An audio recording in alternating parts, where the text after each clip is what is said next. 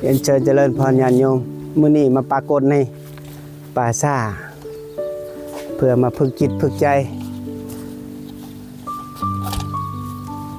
มาเตือนสติ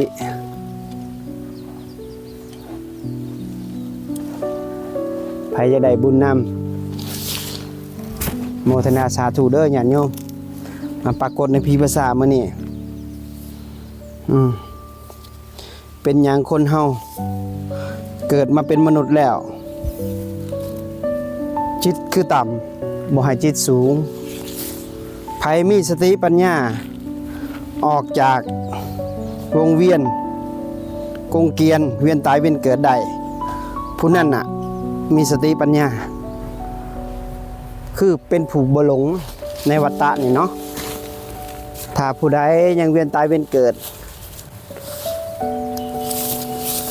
ก็เฮาก็ยังหลงอยู่ถ้าผู้ใดออกจากกงกรรมกงเกณฑ์เวียนตายเวียนเกิดได้ผู้นั้นน่ะมีปัญญาเลิศเนาะ